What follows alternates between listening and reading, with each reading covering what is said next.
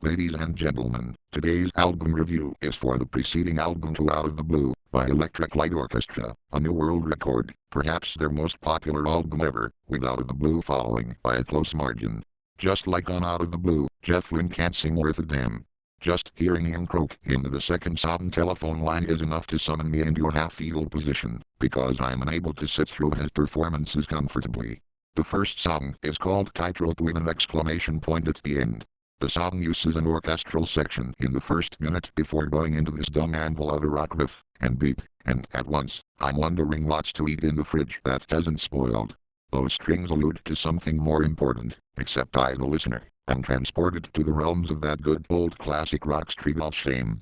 Come to think of it, I imagine Snuffy from Sesame Street walking down a city street whenever I hear it.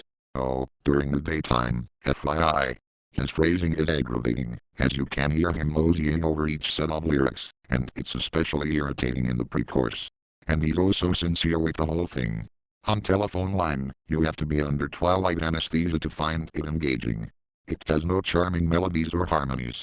There are neat synth implements, but they don't make up for the dreadfully soft affects from the rest of it. It has to be the most outdated classic rock serenade of the late 70s.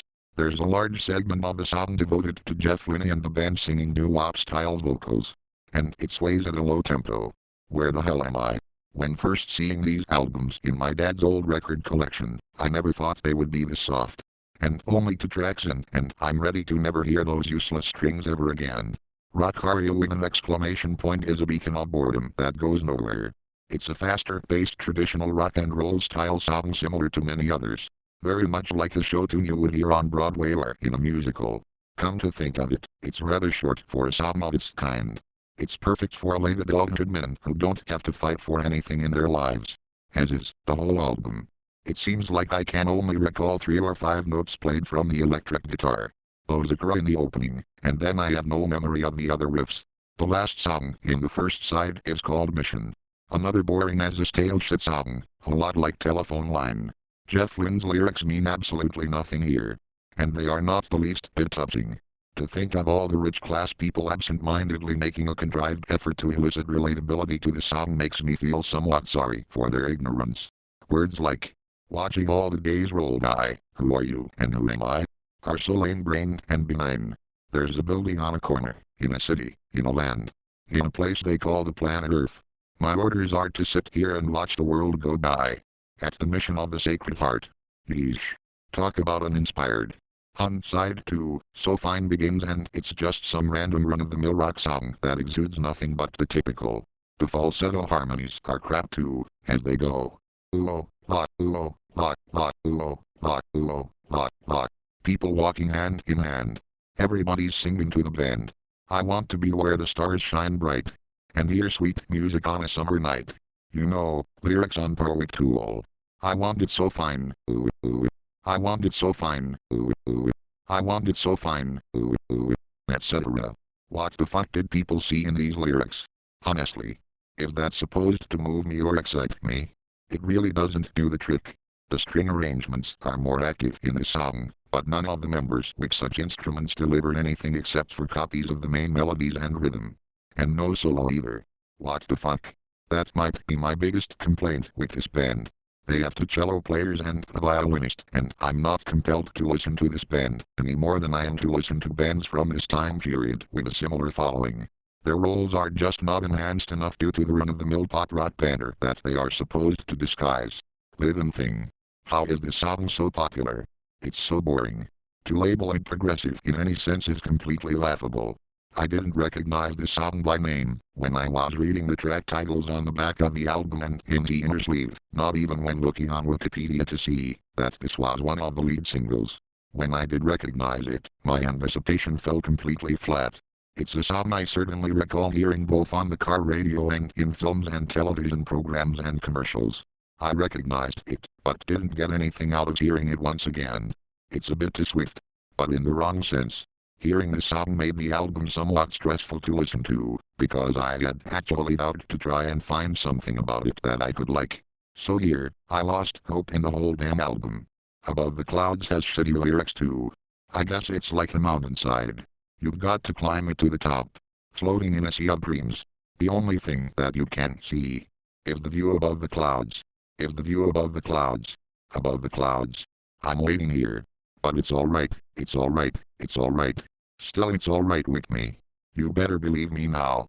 This Jeff Lynne guy is a man with no defining experiences. It's so obvious in those lyrics.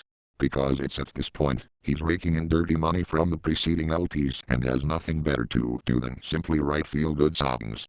It barely passes the 2-minute mark, making it the shortest song on the whole album.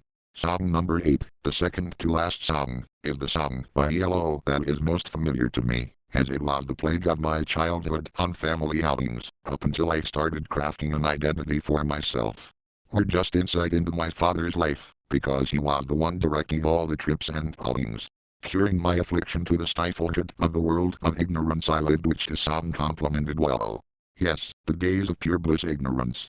Or otherwise, trashy American-style restaurants with this song playing from a PA speaker 15 feet in the corner above my head. The feeling that living thing gave me had become even worse on Diog. This is definitely not what I wanted to hear when listening to a record that had hints of progressive qualities. Having memories of the equipment rack section of a miniature golf course is not what I want to think about when listening to music by any genre or artist. Despite having set the needle in the record in the turntable 15 minutes prior to Shangri-La starting, I could barely tell that this was the last song on the album. That's funny. Fast, but bloated with fog shit. More questionable lyrics in which he mentions the Beatles. Wonder what tomorrow brings, who knows? I'm getting out of love. My Shangri-La has gone away. Faded like the Beatles on Hey Jude.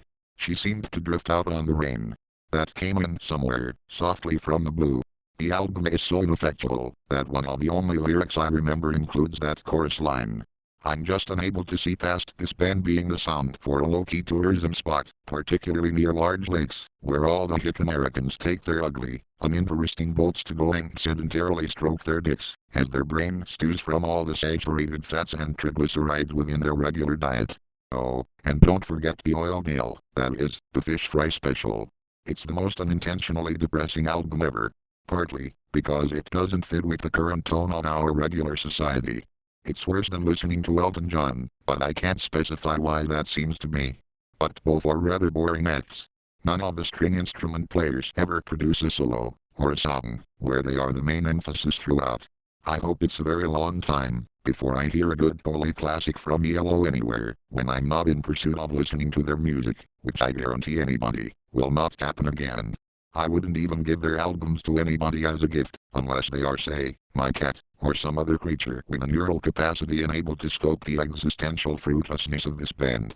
Make no mistake, there definitely are worse bands than the Electric Light Orchestra, to whom I will eventually get around to reviewing. But this album, A New World Record, is a dated pop rock album exclusively designed for the lives of the cushy stable living class.